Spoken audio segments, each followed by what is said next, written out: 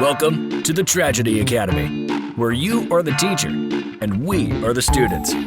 Together, we will learn from past tragedy to lay the foundation for a better humanity. The only supplies you'll need, an open mind and a sense of humor. So, tilt that chair back, talk out of turn, and never raise your hand, because this is the Tragedy Academy, and class is in session. Non-pura scholar. How do you guys stand them? I was trying to figure out how I was going to deal with that. All right, you ready? Punch the iPad volume. Oh, Could have got slipped in there. I'm not punching you, dude. I was just waiting for you to say that the person sitting next to you when that happened was like Forrest Griffin or somebody. Because I don't like the idea of having to take a punch if my phone is on when there's a whole bunch of Chuck Liddell's went off like day one, and everyone's like, "Who's going to say something?" No, nobody said anything. Punch Chuck Liddell. It's not high on my list of things to do. You like my shirt? Into the AM, man. Oh, it's nuts. I mean, I'm going to have an acid flashback from the 70s. I love it, dude. All right, guys. So, see, now I'm going to have to stare at that for a while. Isn't it cool, man? All their shirts are that way. The artists are insane. Okay, I'm not going to. You feel better now? Like, why is he just staring at my chest the whole time? That'd be an interesting show. So bad on camera. I'm so much better. All right.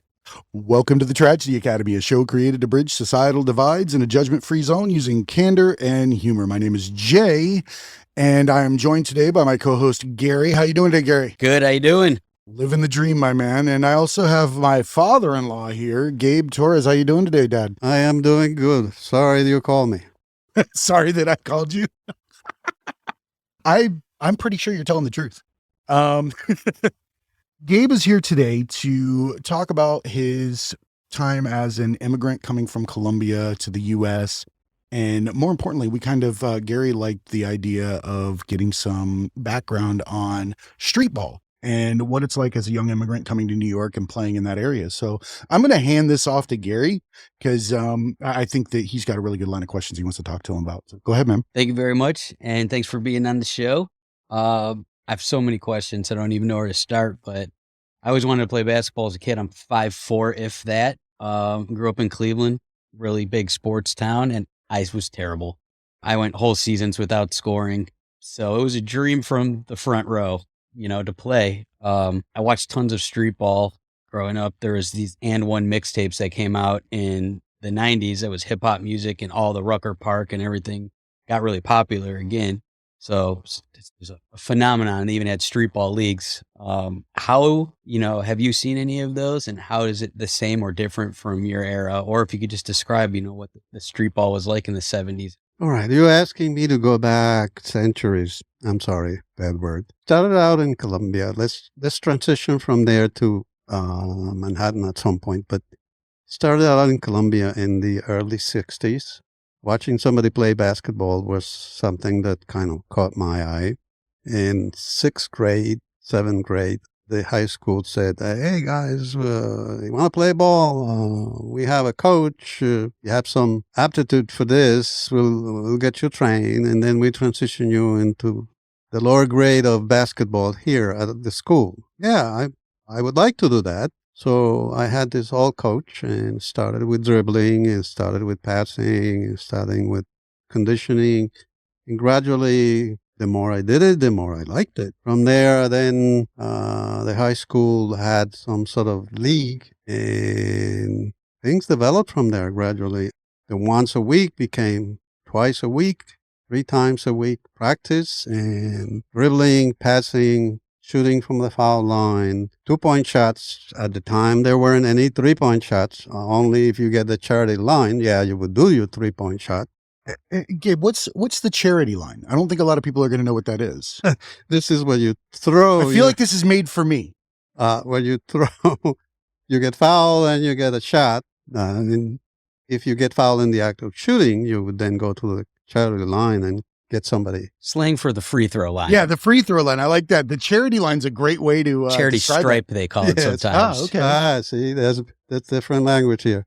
Somehow, the next thing I know, I am in an expose in the local paper called El Tiempo. It's is famous in Bogota for that. Talked about teams being part of that league and blah, blah, blah, blah, blah. Okay, so it became a thing to do until I went from sort of that high school into a much higher end high school, which was Christian Brothers of La Salle. That sounds very strict.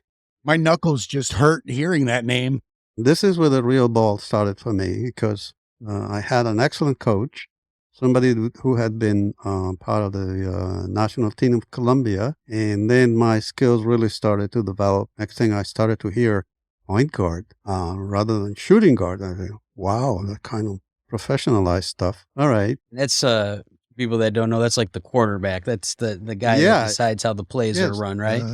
I must have had some brains because the guy kept giving me more and more stuff about do this, do that in this situation. And I say, wow. Well, you're very mindful. You're aware of things going on around you all the time because you don't talk a whole lot. You tend to pay attention more. No. You see, you learn more by listening rather than running your mouth. Hey, there you go. And I never even learned that because I was too busy talking. Yeah, I had to start a podcast because I ran my mouth too much. I've got 4 noses. This is nose number 4 because of that exact same problem. Well, I got one question for you. At that time, still we think of South America as a soccer culture, football. Was basketball popular back then? Were people playing it a lot, or is it new? No. Basketball was a thing to do at a higher level. Soccer is a thing to do for everybody, and everybody gets into soccer, and some do right, and some do so, and some fail. But soccer is a thing to do, no matter what.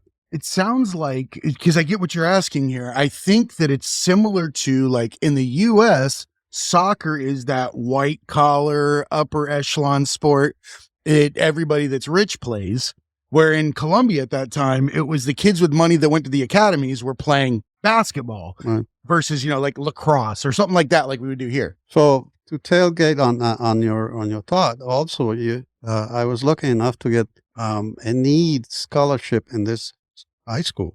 All right. So, I rubbed elbows with people with money. Okay. And all political affiliations, good or bad. And hey, it was kind of my scholarship, believe it or not, in high school. And I did good grades also. And that was a requirement to stay within whatever they offered. The Fathers and Mothers Association for the school. That's whatever. So my basketball thing continued to develop. At some point in my junior year, somebody tapped me and said, would you want to run the sports club in school? I said, what is that?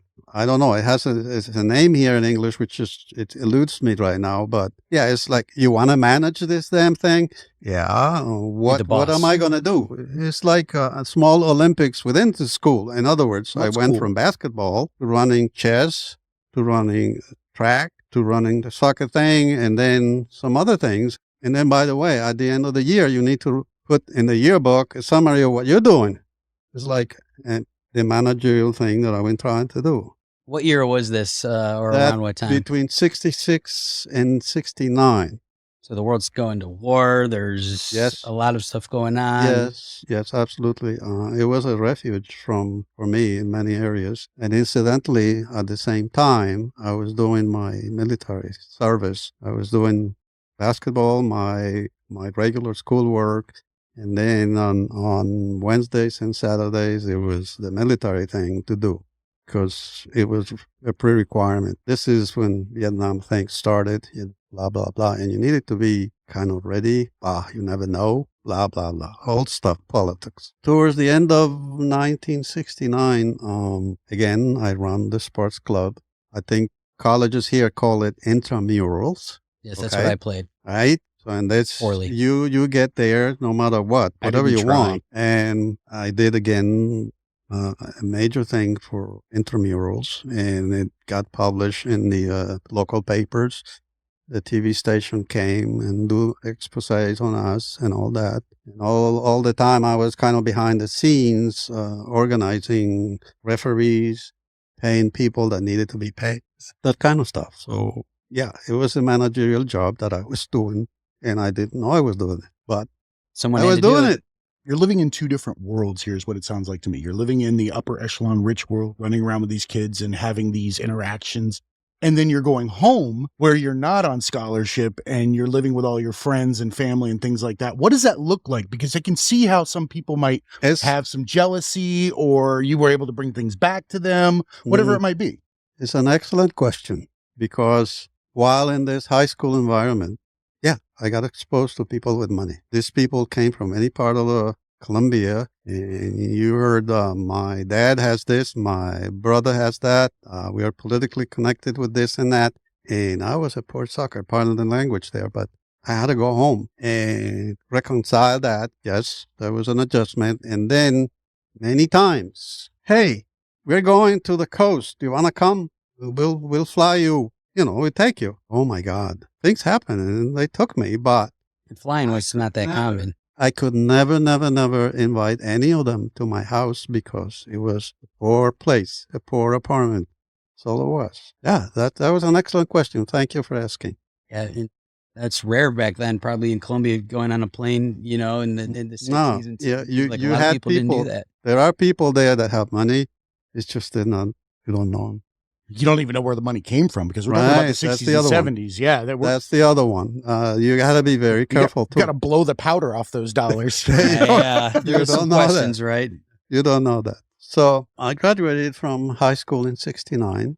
From there, reality hit me. I still got connected with the school as an ex-alum and still play ball, but I needed to work. I was in my late teens, and Mom needed help, so I went to work for a very large company in Colombia, Avianca Airlines, especially a subsidiary called Coviajes. And Coviajes was part of a industrial league. Say, oh my God, did I get the right place too? Because it afforded me to continue to play ball and then help out the family.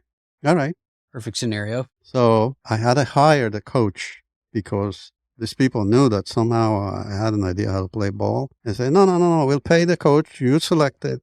Here we go. All this managerial business. That's a lot of power to be picking the coach. I think only LeBron gets to do that now. Yeah, absolutely. I could say that. So I did work for this company a couple of years. But then one day my mom said, dude, you really want to continue to do this?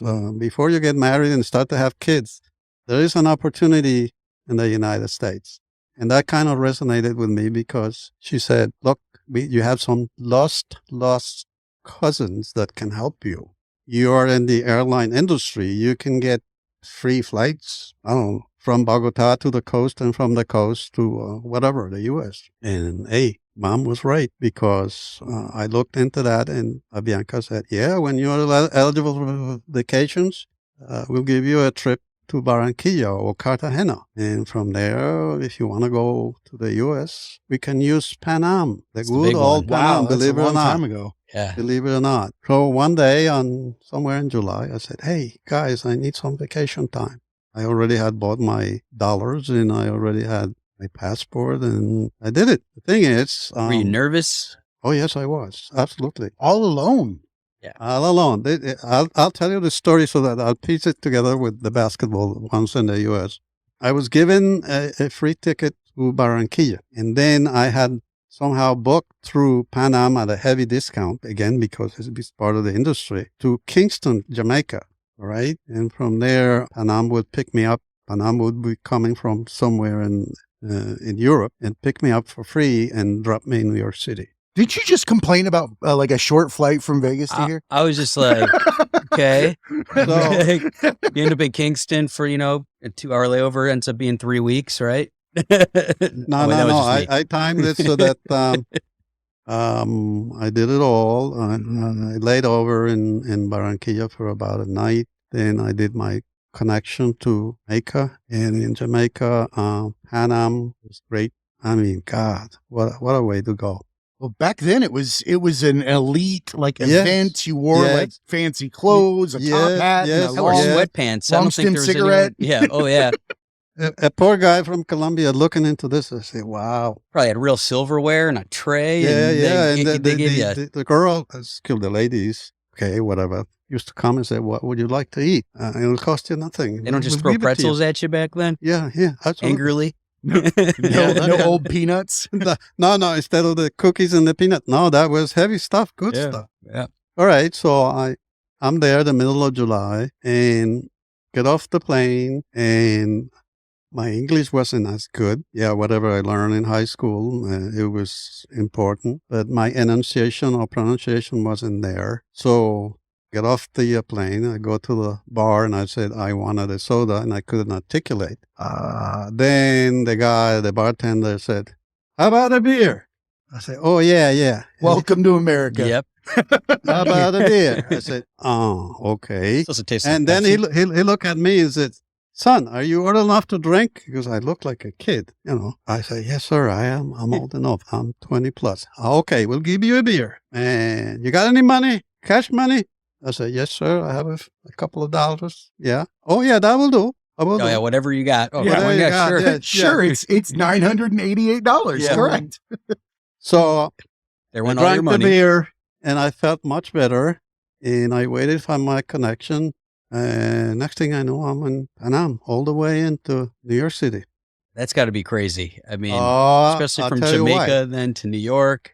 I'll tell you what. During the flight, I started to chat these two girls, little teenagers, blah, blah, blah. You know how things are. And it turns out that the two girls were from Barranquilla, and they had my last name as their last name, too. I said, "Look at here. You must be lost cousins because, wow." All right, so we talked things a little bit, gave information about me, blah, blah, blah. Next thing I know, we landed. The person that was supposed to greet me at the airport wasn't there. Yikes, man. That's a huge city alone. I am lost here. Now you didn't have an iPhone. You couldn't just No, call no, Uber. no. It was like, what do I do? What is, hey, are they going to understand me when I start to enunciate my broken English? Yes. I'm going to have a problem here. Next thing I know, I'm going to have the cups all over me, or whoever it is. So I'm sitting there waiting for the person that was going to pick me up. Lo and behold, these two girls come out and say, "Hey, dude, did your friend came by to pick you up?" I said, "No, it's kind of late." "Oh, and where are you going?" "I think it's somewhere in Manhattan." Easy to find. Near the bridge. Only 30 Oh, bridges. my God. I said, "Okay, we're waiting for our dad. Our dad happens to be working here at the airport, and maybe we can ask our dad to give you a ride and drop you off." Very nice of him. God bless me, I said to myself. People don't do that these days. They're like, No. tough luck, buddy. Exactly right. You said it absolutely right. So I waited about an hour, and then the dad shows up, and the girls tell him, and he said, "No, not a problem. We'll take you. We live in Newark. This is JFK to Newark." So It probably sounded like New York. and just I'll drop you off, not a problem. Oh, God Why is bless. everybody fist pumping? Oh, yeah. I think that Jersey. that's the other part of Jersey. So we take a ride. He dropped me off. It's kind of nearly midnight. All right. He drops me in front of this 4-story building. So midnight, Midnight, Manhattan. Wadsworth Street, right my near the God. bridge. And the guy said, "Okay, this is it." I said, "God bless you. Thank you so very much for this help. You saved me a hell of a lot of trouble. Maybe dropped you off into a bunch Let of me trouble. see if these old cousins open the door," because I knew somehow from letters and things from before that sometimes things weren't kosher. So I go up the stairs. They were on the 4th floor. Okay. And I keep banging on the stupid door, and nobody opened the door. I went back downstairs, and I have my luggage in my hand, and I see this cup on the corner, and I say, no, let me go back up again and back on the stupid door. Yeah. Suddenly, after a while, somebody with sleepy eyes cracks the door open and says, "Hey, what do you want, man?" Of course, I said, "Mom sent this letter and said to me to give it to you so that you know who I am." Gets the letter, opens it. "Holy shit, you're my lost cousin. What are you doing out there, man? I've been banging on this door for a while, and I think you were asleep." He goes, yes, I was. I'm sorry. I just came back from work, blah, blah. Come in. My blood pressure went down when I went in the apartment, and there was another cousin there, and I say, "Oh, you look familiar. I've seen you around, but I haven't seen you for ages." I say, "Yeah, I'm here. I understand your mom sent you a note." "Oh, yeah, here it is." Yeah. "Okay, we get you. Come in, we'll take care of you. All right. That's how I landed in the U.S. I got so many questions. You got sent on a plane with a note pinned to your chest by your mom to live in a new country with half the language. That's amazing. Not only a new country, but the craziest part of the whole entire country, Manhattan, midnight. Yes, that sounds terrible, but that's how it was. I did have some money in the form of a check in my pocket and some loose cash too in my pocket, but my biggest thing was the conversational piece.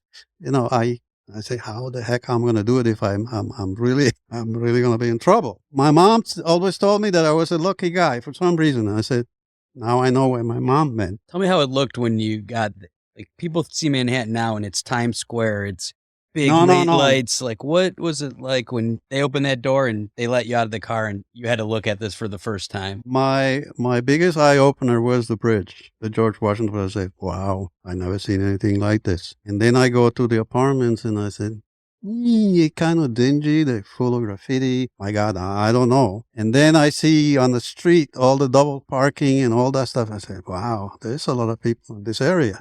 And the apartment building does not smell any better. I said, that was an adjustment. But I said, I'm here.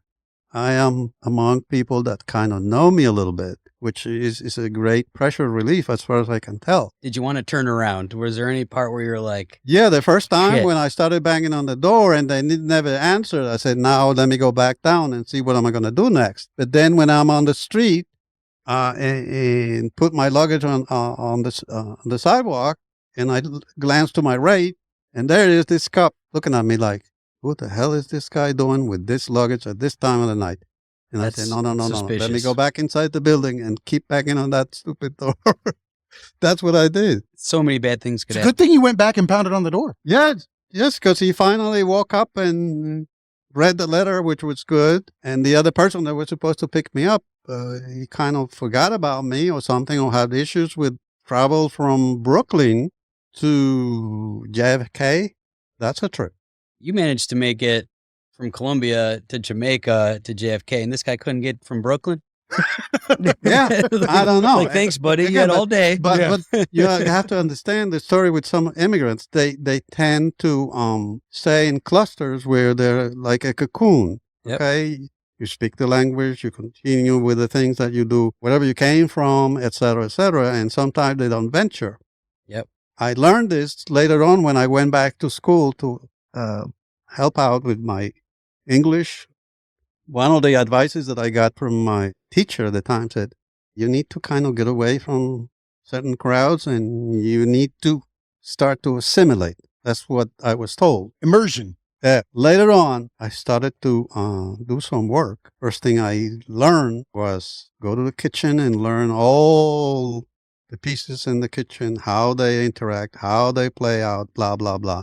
And then my biggest change came when I was talking to this lady who happened to be an accountant or something like that. She comes to me and says, hey, you're the new face in the restaurant. This is the Steak Pit in New Jersey. What's your name? I said, my name is Luis Gabriel Torres. What? Run it by me again? I said, Luis Gabriel Torres. You know that whatever you said in an English-speaking crowd is girl's name, both of them. So from now on, call yourself Gabe, which is the Jewish thing to do. So all you've been right? Gabe ever since? And that's how I got baptized, Gabe, forever. That's how my wife knows me. That's how he knows me. That's how my children know me. But in a Spanish-speaking crowd, Luis Gabriel Torres is a male's name. In an English-speaking crowd, it's not. You got to watch what you say. Yeah. And I took it to heart. That was some good advice she gave you, probably. Yeah. So she gave me that. Speaking of good advice, your mom at that time said, hey, you're not married. Like, Yep. Take this chance. And that Yes. had to be scary. And moms don't want their sons to be away from them. She knew she was going to miss you, but she said, hey, you know what? Give it a shot. You know, Yeah. How important was that? Again, moms have this network. Okay. My mom had this cousin of hers that had this cousins, lost cousins here. And they said, they already went up there. Why can't you be with them? Oh, I know somebody else that can help you. Yeah, Mom, before I get in trouble with anybody, okay, I'll give it a shot. Well, that was up until this days. Okay, why I left Manhattan. Again, enjoy the trips in the subway. This is when subway talking was 30 cents and a meal at McDonald's was 90 cents. And the Get you minimum the wage straw was, now. and the minimum wage was what? $5? Something like that. Okay. Again, I couldn't take the way the city was, the pace, the odor.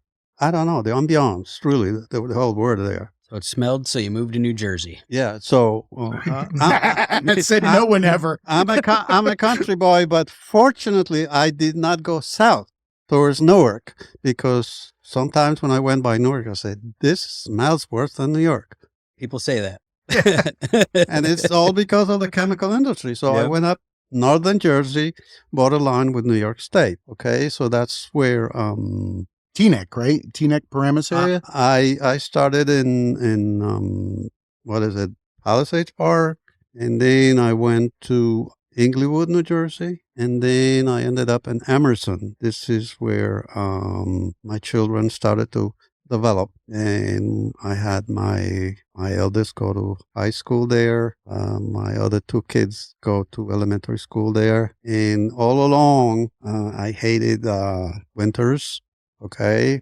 I'm from Ohio. I feel your pain. It's the worst. Colombian in the snow doesn't sound like, well, that actually sounds like something else. Yeah, that's a whole different thing. Doesn't sound right. Doesn't sound right. And I also, because of a growing family, we needed space, so we were able to purchase a home. Back then, I thought of purchasing a house at $45,000. Astronomical amount of money. I don't know. I think it runs in the millions now. I don't know how it is, but Probably in that area, probably yeah. millions. Yeah, nowadays. And then I learned about other things, home maintenance, taxes, insurance, et cetera, et cetera. So gradually I started to immerse myself in the culture. Again, I kept pretty much the advice of somebody saying, hey, look, read English, enunciate in English, go back to school, fix your accent as much as you can make it, and try to finish your school. All right. So I try to do that. But when you have 3 kids, you have to have a full-time job. You have to have a part-time job. And then if you have time, maybe you can go to school. But I don't know. Sometimes it's a challenge. Okay. So I stepped away from basketball because of this needed to help the family grow, develop. All the while, I watched avidly basketball any way I could because that was my escape. Jay here can tell you, hey, the only thing I come here to watch is basketball. Oh, he's in the theater. He's down here. Yeah. It's on in every room, and it's, Right. it's hysterical. And I follow college basketball as much as possible. I follow the pros as much as possible. And the thing that ended up my basketball sort of career was, it's a strange term. It's called facial lantishers or something like that. Plantar I fasciitis. have that. There you go. I say, I cannot do that. I cannot do that. I gotta watch. I had enough with the elbows to my head, and I had enough with the elbows to my teeth, and I had enough with gashes on my back and legs and things like that, etc.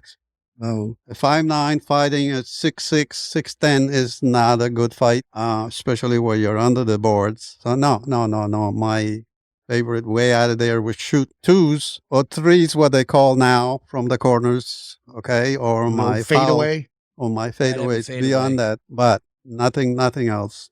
So you were playing in a high-end Catholic or Christian schools with a lot of rules, I would assume, in Colombia, and respect for the rules and a referee and all these things. Then you get to Manhattan in the street, Yes. in the Okay. park. Good question. There's no rules there. No rules there, absolutely. All right, absolutely. You survive. You got elbows And the if first you time got when we're looking good- for the ref, and then I say there's no ref, and then you got to be a good lawyer too to convince the other idiot in front of you that no, you're really picking hard on me, man. Watch your elbows. No. They grab your pants. The next thing you know, you're on the floor. What, they give you the Globetrotter? They pull your pants down? Yes, No. yes. did they have the bucket of water? Yeah, too? like Yes, Jesus. yes. And the other thing is, when you fall to the asphalt, because that's what it was, okay, you got to be very careful because there's broken glasses, things like that. All right. Sounds just like the nice gym you played in high school. No. That was wooden flooring. Here you're talking asphalt. The rim does not have a netting too, so you really have to have a good eye when you shoot. And it's rusty and sideways. Yes, absolutely that. And then full of graffiti, whatever colors and names and all that is in there. First time I went to New York, I went to the exact same area you're talking about to see the graffiti at the basketball courts. Yes. I wrote graffiti growing up and a spray paint can tattooed on me. And I went to those courts in the it was like 187th Street, somewhere around there. They have a graffiti hall of fame. And it's crazy because like I went for a different reason. Yeah. Like I was into basketball and stuff, but I still have pictures. And it was just, we got off the subway and it was just, and I grew up in Cleveland in the city. So it was not rural, but man, it was the energy and the feel. And guys flew by on dirt bikes. Guy had a t-shirt tied around his face with a machine gun, like flies by. And we're like, whoa, shit, and I've been through a lot of stuff at that time, but it was just like chaos, but there was like so much going on that I didn't know where to look. There's pretty girls here and they're selling stuff on this corner and they're playing basketball over here and there's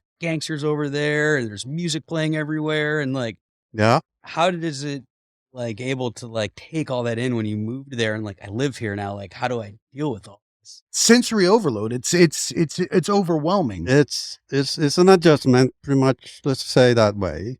Also, I had played street ball in Bogota, many parks. Okay. And I knew that, hey, he's a runt. We're going to pick him last. So I got used to that. And then even when I started shooting, that was a different story. In Manhattan, the thing to do is pretty much along those lines. All right. Wait till somebody picks you. Yep. You're only 5'9". You're not going to fit with us. We'll use you as a filler. Yes, absolutely. And we pass the ball when we feel like passing you the ball. When they want to but break. when they pass me the ball, I better shoot right and make it count. Otherwise, they wouldn't pass me the ball. You wouldn't go back out there. Yeah, you're never playing again. Right. Now, the other thing was when picking 4-on-4 or 3-on-3 or 2-on-2, hey, I'll play you for some money. Okay, you got 50 running on this if we win. That's a lot of money back then. Oh, yes. That's the rent. You needed to be very careful there not to get hustled like that, because you would see some of them and they looked like they couldn't play. But when it came to money, they became tigers because they wanted your money. White men can't jump. Yes. Great something movie. like that. It was, when I watched that movie with Buddy Harrison, whatever his name, I say, yes, you're right. You were one of those. You got different face though. That's how it was. And sometimes your partner was on the other guy's team and you didn't even know they were hustling you. Okay. You talked about the language and you talked about coming into the city and you're out there on the courts. I've lived in foreign countries and been at that loss of a certain amount of the language going over your head and having to take things out of context and things like that. So when you're out there on the court and you get into a legit disagreement, because these happen on the court all the time, how does someone like yourself in that position reconcile that situation? Basically being alone, because you're not out there with everybody else. You're out there with them. That is correct. You have to pick your fights. All right. See how much you can handle. The best way is use your conversational skills to bring the person down to a level where you can then reason with them. Starting swinging because somebody kind of pull your pants down or gave you an elbow on your chest or slap you on the back of your head or cut you up with whatever, Jesus. You have to hold yourself accountable for that incident and manage yourself to a point where you can deflate the situation. If not, you're in for a big trouble, because next thing you're going to be running to an emergency room. Never learned that part. I was at the emergency room. No. I'll give you another tidbit. I'm playing ball somewhere in the court, and I'm fighting for a rebound. And the next thing I know, I have this cut here. I say, "What the hell caught me?" And I'm trying to stop the bleeding. And next thing I hear is from this guy, Sorry, dude. That was the one that elbowed me right on my forehead." Ouch. An And I elbow said- to the forehead that makes you bleed is really hard. Yeah, my head hurts a little bit just thinking about that. Yeah. So It's when you I say, okay, guys, I think I need to stop here and go take care of myself. Okay, another tidbit. This is in New Jersey. I'm playing with these guys in a public park near, what is it, the fire department and the police department public park. Because I used to do it on the weekends, pretty much. So I'm there playing the big guys, da-da. And suddenly one of these big guys, I don't know, starts hyperventilating, okay, starts foaming at the mouth and starts shaking. Seizure. And the only thing we could do for him was run to the fire department and say, hey, this guy's, having this, that, and the other. By the time he got attended to, he had died. Oh, no. The diagnosis was heat stroke. So sometimes when you play sports, if you don't hydrate, you leave interval between sports activities, you get hurt if you don't watch yourself. Watch somebody literally die on the basketball court. Yeah, it died. We were very scared. Another tidbit, in New Jersey, I got to work for a very large book publisher, Scholastic Magazines. Yeah, I familiar with their book fair. Yes, we said yeah. we did. I started as an hourly, ended up being the manager. But in that journey, I used to have a boss who used to play ball for Berrien Community College. He was the center. Okay. And somehow we sneak out right next door to Scholastic Magazine. There was a hidden court where you can play ball. So the more we know each other, the more we kind of sneak out and during break and go play, 2-on-2, 5-on-5, something like that. And the nicest compliment he ever paid me, he said, "Boy, I cannot leave you alone. You shoot the daylights out of things. You have a clean shot." I said, "Thank you for that. It's practice. And it goes from there. Many, many instances. It's just kind of a social environment. I would say basketball has been my life, really, because it kept me out of trouble. It connected me with very nice people, gave me a sense of purpose, hard work, etc. And to this day, yeah, this is the reason why Jay says when he comes here, he goes right up there to watch this stuff. He does. He does. Did you find that, because we're talking about a lot of stress, we're talking about a lot of different lives and different areas and things like that. Did you find that basketball gave you sort of a mental break? Even though it was work, did it give you some kind of rest or the ability to separate yourself from all of those anxieties and the situations going on around you? Again, basketball was my outlet. You precisely put it in the right place. It was more like a deflating situation where all the stress and all the things from life got kind of evened out, attended to, okay? And it also was a great social environment where I could meet people, judge characters, and judge other things. So, yeah. And most of all, the teamwork part of it and how every piece interacts with each other. And sometimes when you interact with the right people, it's a lifetime journey because, I met this person, and next thing you know, this person is calling you, and social environments grow and becomes professional environments and things like that. That's how it was. It was a lifesaver for me, really. I didn't ever do drugs because I know it was problems. Smoking or drinking wasn't a thing for me, though, because of my upbringing, and not only in school but at home.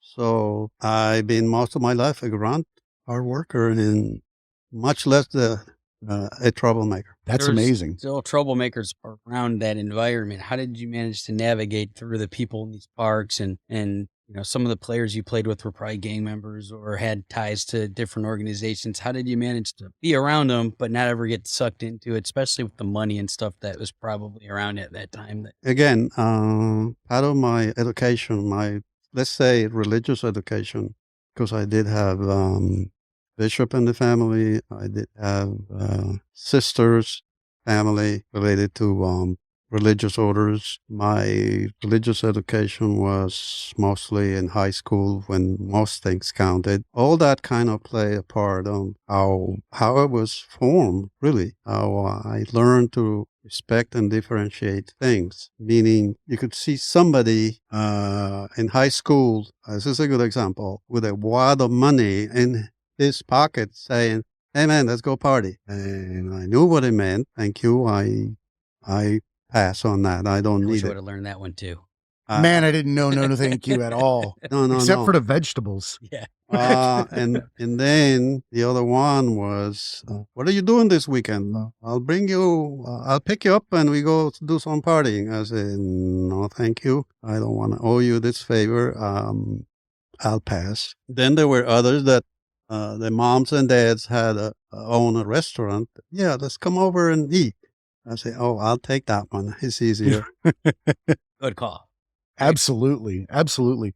So I want to ask, with the immigration piece, coming to the U.S. and leaving family behind and making those small connections like on the plane and things like that, if you were to look to someone that is coming to the U.S. now and they're in that situation, how do you help them reconcile the lack of family that is a natural family, and how do you create a new world in a different area or a legacy, because you have a family that you're planting here and beginning a new culture?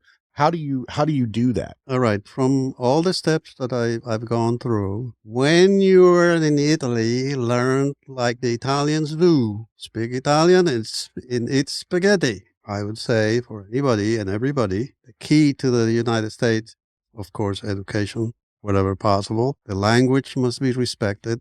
Learn it. It's important. When you're here, you don't have to be in a neighborhood where everybody speaks your language. You need to separate yourself. In other words, immerse yourself in the culture of the country. The country is the one that welcome you, then fully embrace it. When you don't do that, then you're still there, no matter where you come from. Respect pretty much the things that are given to you. See them as an opportunity to learn and grow and continue your education. It's important that you do that. If you don't do that, then you still have yourself to blame for because you didn't make the effort. And don't always take the easy route. There is hard work ahead of you. If you don't do it, things will come back and bite you. We were talking about this earlier. The difference between success and failure is one word as far as I'm concerned, and that's action. And everything that I heard throughout that trip was another step, regardless of what was next. It was turning those pages and just waiting to see what comes to you rather than worrying about a long-term future. Yes, I agree with you. Again, you're given an opportunity, take it, go from there, really. Again, if you're fortunate enough to have enough education, don't stay there. It's important. You need to evolve too and blend in. If you don't do these things, you're left out because, I need to go back to my country every year because I need to go back to my roots every year because you don't know how many opportunities you're going to have anyway. So again, make up your mind. Be here, not there. It's interesting. But you don't have to give up your culture in order to do that. Absolutely. I understand that. Don't deny it. Your accent is always going to be there no matter what. You're not going to cure it. But you can improve your accent a little bit. Yes, absolutely you do. Don't be a stupid ass. Hey, learn. Continue to learn. You continue to learn. Hey, I come from the rotary dial era. I still have to run to my son-in-law to help me with apps or my son, the engineer, to help me with downloading certain things, or my wife to help me out with other things. And while I'm here, let's do some tribute to my wife. I was very fortunate to have met her, and pretty soon we'll be married 50 years. Wow. So this is another thing that kind of is very important and is lost nowadays. If you have disagreements with your wife, you need to manage them, resolve them, and continue. Admit that you're wrong and that they're right every time. I'll give you this. No. I'll give you this advice that I got from a doctor because I went once and I was telling the doctor, look here. She's driving me crazy. Yep. I am itchy. I have these pains. I have this, that, and the other. And by then, I think we had our second child. So the doctor runs all these kinds of tests, right? And he calls me back into the office and said, Mr. Torres, I need to talk to you. Yes, sir. What's wrong with me? I asked him. He took his stethoscopes away from his neck and said, look here, you need to learn this And from now on, don't ever forget it. I said, yes, sir. What is it? In your household, your wife is number one, your children are number two, your pets are number three, and you're number four. If you can get that in your head, you will never, ever, ever get sick. Yes, sir. I went to the doctor with that same conversation about an itchy thing before, and it went a totally different way. No. He gave me some good advice. and a cream. I tell this story. I said, this is how I'm doing it. The other side of the thing is simply this one too. I said, I am the boss in the house, but my wife gave me permission to say so. That's the other one. What people don't know is that you're not the only immigrant. Your wife, my mother-in-law, is also an immigrant from Italy and came from a farm, not a city, not prepared for what, at least you had Bogota in the rearview mirror. She had goats and... Yeah, that's rough. Yeah, it is an adjustment for her in many instances, because sometimes she turns her head and says to me, hey, how the hell you manage this? I said, it's like ducks with water. They'd follow my plumage and then they'd roll off my back. That's how I did it. Okay, I need to learn that. Okay. But she's Italian. Yeah. So that's tough. Amazing food. Amazing food. Loving woman. I am, to this day, grateful because look the way I look when I first came to the country, because she's very particular about her food, how she makes it. She grows her own things. I guess I don't give her enough credit for those things too. Although I do have the background, the farming background, I kind of got blended into the city background and I kind of lost it. Now that we have come full circle, now I come dusting off certain things that I watch my grandparents and my parents do, in the countryside. Back to this Italian food that we're talking about. That's a blending. You really had like a household of different types of foods, different cultures. While Italian and Colombian are similar, Latin, Catholicism, the whole nine, there's still got to be a lot of differences in backgrounds and things that we wouldn't recognize from the surface. All right. That is a loaded question. So I'll give you a lifeline. Let's see if I can skirt around it. You could call and see if you could answer that question. Yeah, I think I would. I would. I would have permission to do that. I guess the biggest adjustment I had to make was one day when she took me to introduce me to her parents. I was used to, rice and beans and a little bit of meat, etc. I go to her house and they give me what they call the antipasto. I'll say, okay, so it was a plate full of spaghetti. I say, whoa, that's dinner. Great. So I ate the whole So I ate the whole thing, and then they come and say, are you ready for the next steps? I say, how many more are there? I say, yeah, we need to eat this, that, the other. You're in a lasagna coma, antipasto, everything in between. So back to this Italian food. Yeah. But again, whatever she makes, I'm very fortunate to have her do that for me. Yeah, for those of us looking at the camera right now, I stay away from McDonald's. I stay away from sweet stuff. I'm 74. Way better shape than me. So again, it's all relative to my upbringing. I was fortunate enough in my forming years to have fresh food. Okay, and I'm fortunate enough to marry a lady that knows food from the time she was school in Italy to now. She's very mindful of eating what we do, what she makes and how she makes it. And sometimes I take samples to my work and give it to other people. And I say, God, this is really, really good. I say, yeah, I think I know what you're talking about. That's definitely her love language. When it comes to how she takes care of the people around her, food is one of her go-tos. 9:00 in the morning when they were living here, I had 2 cheesecakes, both made, as well as I had fried shrimp at 9 a.m. one time. There you go. As an Italian myself, my mother's about the same age. That's it. I'll get in really good shape. She comes and visits and tells me how great I look. And then it's just food. Like, well, I'm not always here. I'm like, you're a lot. And I gained 20 pounds. Yeah, but yeah, absolutely. it's the same thing. Like you wake up, it's peppers and eggs. Yeah, That you smell, know, and then you it's know, till night. yeah. You want a little snack? Like sure, a little snack. It's like Ah, there's no little snack. No such thing. No, No Yeah. such thing. I asked for cheesecake and she made a New York style and an Italian style ricotta, and they were both sitting there by like 10 a.m. And they were 9 pounds each. Oh, they were. They had heft. Yeah, that ricotta. That's like, oh, okay. Yeah, that'll do it for you. So do you feel good about this? I have a million no, questions, go ahead. but we're going to talk about music a lot this Yeah. year. Mhm. And it's something that our friendship has grown through our love of music. Absolutely. 1969, New York's, or 70s, like that is an era of music that will live forever. When you got to New York in the early 70s, what songs do you remember? Is there bands or music that was playing that brings you back to that time? You hear that Great song, question. it brings you to New York in the Okay. 70s.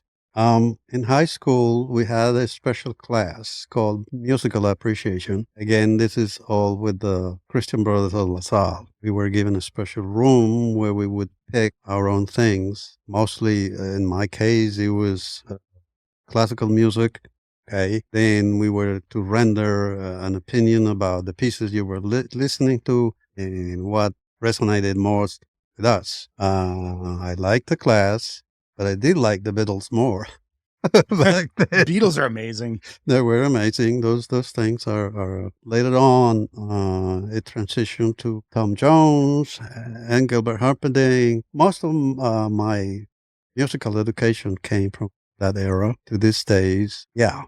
When I hear Tom Jones, yeah, I know. When I hear Humperdinck and Gilbert Humperdinck sing, I know that brings me right back. Okay. What about listening to that iconic time frame in the 70s when things like Curtis Mayfield are coming on and there's revolutions from inside the city and things like that? There's a lot of strength in that moment. What does that feel like when you step out there and you hear those kinds of things? It was an adjustment because There wasn't much Engelbert Humperdinck in the parks in yeah. in Harlem at that time, I would imagine. Yeah, it was the thing to do. But this other music that Jay mentioned it was an adjustment and an educational thing that you need to kind of understand. Pretty much like the rotary phone dial versus, hey, Siri, call so and so. That's a big adjustment too. But I stay true to the classicals because I learned that in high school. It was cemented in my head, in my heart. To these days, favorites are Luciano Pavarotti, okay, Celine Dion, classical music, New York opera, that kind of stuff. And that's pretty much it. I do have another Italian, I must mention him. His name escapes me, but every time I put it on in Pandora, my wife says, "Turn it off." Is it Don Ruckus? I think it's Yeah, Don- no. I'm going to send you some. Not Dino Martino. No. Eros Ramazzotti. No. That's the only other Italian, like, I'm going to ask you Andrea Bocelli. Bocelli. What do the shoes look like on the court back then? What is everybody wearing and who's bragging about what? It was Converse All-Star or Pumas if you can find them, because again, there wasn't much of that thing to do. The thing is, for basketball, you could use tennis shoes, but the higher end would be Converse All-Stars, Chuck Nevitt, along with the ball with Chuck Nevitt's signature on it. It wasn't pretty much comfortable because if you didn't wear Those things are not. Not at all. I can't even wear them walking around town. if you didn't have the right socks, you would have an injury on your plantar region underneath your feet. And then if you didn't tape up your the bottom side of your leg, you would hurt. Then if you played in asphalt, oh boy, that would be an issue. The best place to play was in a parquet court. Yeah, that I had the pleasure to do it, and because You could stop. yeah. And it would be good on your back too. So that was a thing to do. And I was fortunate enough to do it in many of these high schools. I was, we were playing with. It was an exclusive league. You can say that. That's super cool. Super, super cool. Life comes to certain moments where you could go left or right. Yeah. Could have not gone on that plane. You could have not, went left or went right. You could have not moved over to New Jersey. there's so many times you could have just went this way and said it that way. Is there one moment in your life that was very pivotal that you'd say, like, that was the moment that sent me into a good journey? You have a beautiful family and you live in a beautiful place and you've had all these great experiences. Is there one point where you're like, wow, I'm really glad I went this way? Because if I would have went that way, like, it might not have been so. I'll summarize it to you in one word, Maria. That's it. That's my mother-in-law. I didn't have to ask. Yeah. Said, okay. One word. Yeah. Simply this, because when I started to notice her, this was back in Scholastic magazine, I really didn't kind of was interested until somebody said, hey, I think she likes you. You need to talk to her. I said, I don't know if I want to do this now. Well, the more I got to know her, I knew that this was the right person with the right background. He's older than her, top of that. So I said to her after 3 months, I said, listen, I don't have any money, but Good game. I don't have any money. Go in with no false front. I don't have any money. I just want you to know that, but if you don't mind, I would like to marry you. And she took me up on it, and we're still there. I thought you were going to ask her to Yeah, coffee like get or a lunch. I'm broke. I'm not even going to ask you on a date. Like, could we just get married? That is the cheaper route. I have not tried that method yet, but I may start. And following up on that, we got married, George in Englewood, New Jersey, and her mom didn't like that. Need to be married in church. So That's very Italian. We married originally August of 1973. Then we married again in November of 73 in church. I had to do it twice, man. So that is the one constant in my life. Very grateful here that she's been with me. I'm grateful you made that decision as well. Yeah, that was good for you. Yeah, all the way down the line. It worked real well for me. Yeah, absolutely. And the other thing besides Maria has been the opportunity to blend in the United States. I gave up my Colombian citizenship because it was the thing to do. But now there is a law in Colombia that allows me to be a dual citizen. So I kind of regained that.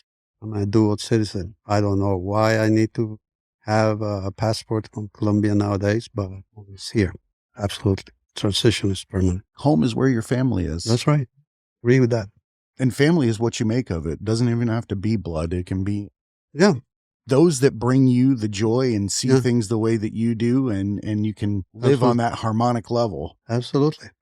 While I have the opportunity, let me express this feeling to you guys. Thank you for this memory lane that you've been giving me, because many times you don't have a good outlet or a good venue to kind of talk about these things. It's just, do, and never remember what you've been through. And I'm very grateful for this opportunity to express the things that I had so many years. And then hopefully somebody will listen and maybe resonate with them. Dude, you sound right. I hope they will. 'Cause one of the lessons that you've taught me and everyone listening is take advice. You don't know everything, No. Somebody gave you advice to come here. Somebody gave you advice about learning the language. Somebody gave you advice, and you don't take everybody's advice, but if you look at someone and they seem to know something, like, go that way. Don't think you know everything. Don't be afraid to stop learning too. Opportunities present themselves for a reason. Yeah. Too often we live in that spiral mindset. I was talking to Gary about it earlier. Like, I described the mind as a quarter spinning.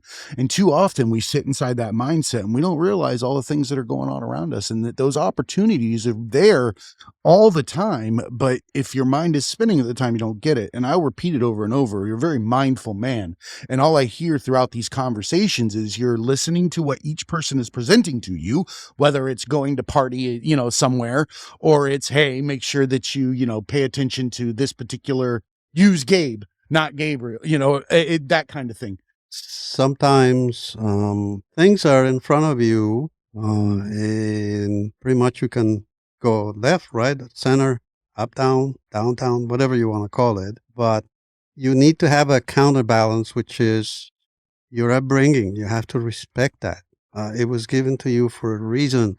You need to kind of embrace it, use it, hopefully be a an example to others. I don't know. That's how it's been for me. Another big lesson that I learned when I started to be a manager for corporations was listen, and then listen, because there are many subtle messages behind that. And if you listen, you will be a more successful man rather than shouting orders left and right. Unless you happen to be in war, then you listen there, but because somebody's shouting at you. But in real life, learn to listen. If you do that, you'll be successful. I love it.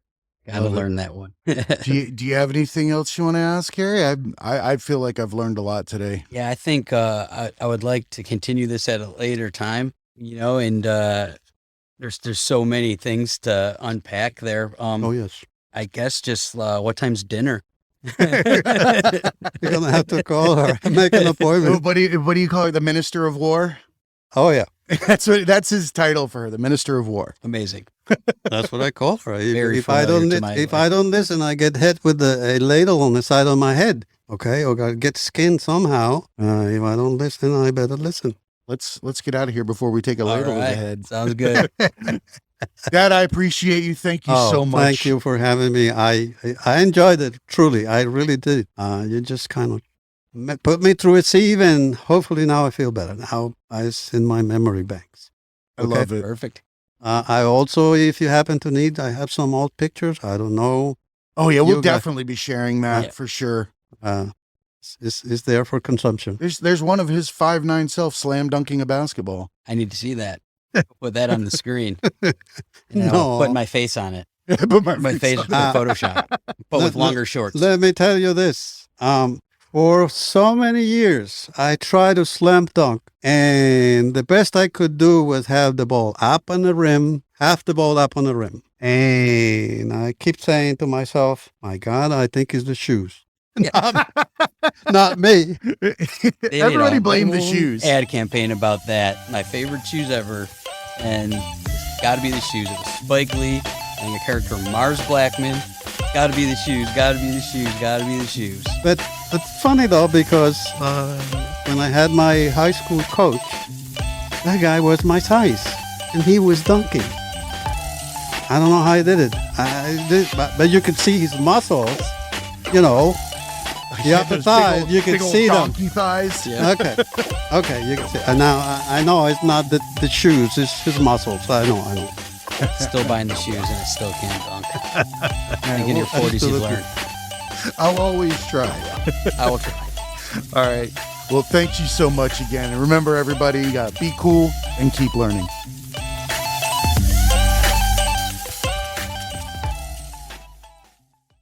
What's up, academics? This is Jay. I'm here to talk to you about Into the AM. This is a clothing and apparel company that I came across last year that has the absolute coolest designs. And the reason why I was attracted to it is because I grew up without a lot of money, like many others, and had to shop on that outlet rack with the irregular items. Things like the fly was over 4 inches to the left, or the right sleeve would be twice the size of the left. It looked like I was growing horizontally. Like, it's okay, honey, you'll grow into your left arm. So you really don't get a chance to express yourself the way that you want to. You go into life, you start putting on suits, you start putting on uniforms, and you realize you'd never had a chance to truly express yourself. Enter Into the AM, a team of artists and creators who share a common vision. They see clothing as a canvas to express what drives you. Since 2012, they've developed premium apparel that elevates self-expression and provides unparalleled comfort for wherever your passions take you. Into the AM's passion for change is the driving force behind their brand. They remain committed to creating products that inspire and promote self-expression by partnering with like-minded organizations focused on giving back to communities in need. Last year, they donated 1% of all revenue from their graphic tees collection to the Art of Elysium charity. The Art of Elysium is an artist organization built on the idea that through service, art becomes a catalyst for social change. For over 24 years, the Art of Elysium has paired volunteer artists with communities to support individuals in the midst of difficult emotional life changes. They currently offer 110 community programs per month, serving over 30,000 individuals per year. The only permanent thing in life is change. Supporting charities dedicated to helping those going through these changes, trials, and tribulations require a never-ending commitment. The onus is on us as creators to affect change through our true, authentic talents, and Into the AM is the model of how this is done. Their clothes are handcrafted with care. They have a team of skilled artisans that craft each garment with the highest quality fabrics and eco-friendly inks. Not to mention, these things don't shrink, they don't fade, and they fit as if they were designed supernaturally. I'm stopped every time I wear one of the graphic tees to find out where I got it. The colors attract attention from miles, and the art is nothing short of spectacular, with designs for everyone. One of my personal favorites, Twilight Maiden. Go take a look. Into the AM does all of this while putting their money where their mouth is. 30-day money-back guarantee, lightning fast shipping, and hassle-free returns. The deals are endless. Graphic tee bundles, discount promo codes. Get over there, check it out. I'm highlighting the tees, but I'd be remiss to not mention that if you want to walk around in the absolute most comfortable shorts, joggers, and basic tees, hit up Into the AM. I even wear the basics to the gym. Head on over to thetragedyacademy.com, go to our sponsors tab, and follow the affiliate link to the Into the AM store. Help support Into the AM and the Tragedy Academy by purchasing the absolute best apparel and the best designs ever. And remember, academics, be cool and keep learning.